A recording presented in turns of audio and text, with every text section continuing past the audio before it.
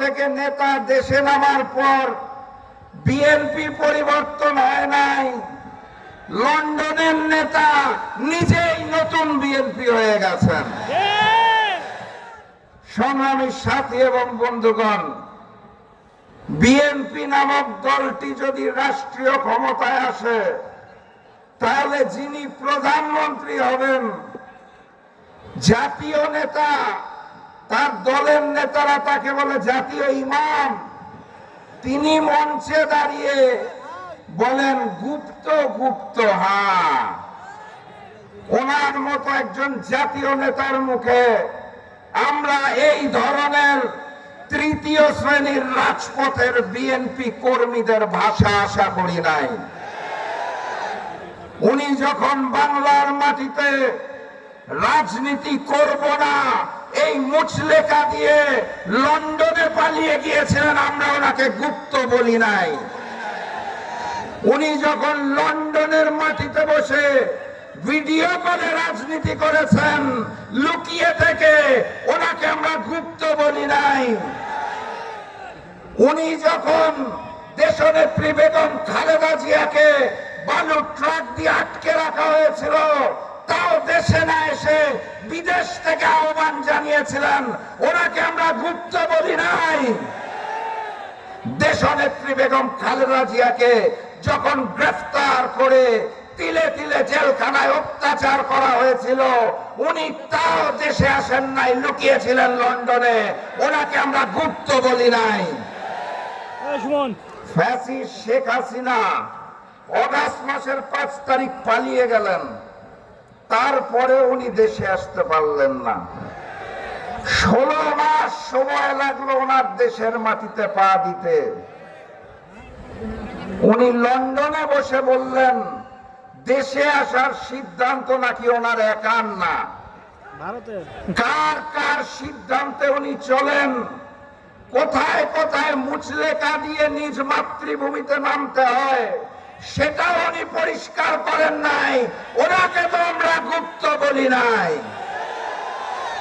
December মাসের 25 তারিখ বাংলাদেশের মাটিতে নেমেছেন শুধুমাত্র নির্বাচনে অংশগ্রহণ করার জন্য, দেশপ্রেমের জন্য নয়। ক্ষমতার মসনদকে ভালোবাসেন, যিনি দেশকে ভালোবাসেন না তিনি প্রমাণ করেছেন। শেখ হাসিনা পালিয়ে যাওয়ার পর এই নিরাপদ বাংলাদেশে আসতো না, 16 মাসের বেশি সময় লাগে, তাও ওনাকে আমরা গুপ্ত বলি নাই। ডিসেম্বর মাসের 25 তারিখ দেশে নেমে উনি বলেছেন আই হ্যাভ আ প্ল্যান। সেই প্ল্যান কি সেটাও খুলে বলতে পারছেন না, গোপন প্ল্যান, তাও আমরা তাকে গুপ্ত বলি নাই। উনি মঞ্চের মধ্যে দাঁড়িয়ে জামাত এবং শিবিরকে উদ্দেশ্য করে বলেন গুপ্ত। আমাদের উচিত ছিল ওনাকে গুপ্ত বলা, কিন্তু রাজনৈতিক শিষ্টাচারে আমরা একটা জাতীয় মঞ্চ থেকে গুপ্ত বলতে পারি না, এটা জনাব তারেক রহমানকে শিখতে হবে। এই বাংলাদেশ মজলুমের বাংলাদেশ, এই বাংলাদেশ আবু সাইদের বাংলাদেশ, এই বাংলাদেশ শহীদ ওসমান হাদির বাংলাদেশ, এই বাংলাদেশ আলেম ওলামাদের বাংলাদেশ, এই বাংলাদেশ আল্লামা দেলোয়ার হোসেন সাঈদীর বাংলাদেশ। এই বাংলাদেশ কোন চাঁদাবাজের নয়।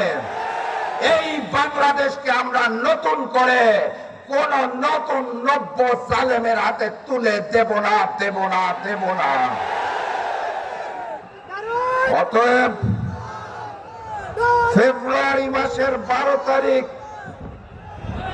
যুদ্ধটা চালিয়ে যেতে হবে। আজকের এই ময়দানে যেভাবে আমার ভাইরা এবং বোনেরা একসাথে বসে আছেন, মুহাম্মদ সাল্লাল্লাহু আলাইহি সাল্লামের সময় পুরুষ এবং নারী একসাথে যুদ্ধ করত, সেই যুদ্ধ এই নতুন জামানায় চালিয়ে যেতে হবে। 12 তারিখ গণভোটে হাকে জয়যুক্ত করতে হবে। কুষ্টিয়ায় আসন কয়টা? প্রতীকটা কি?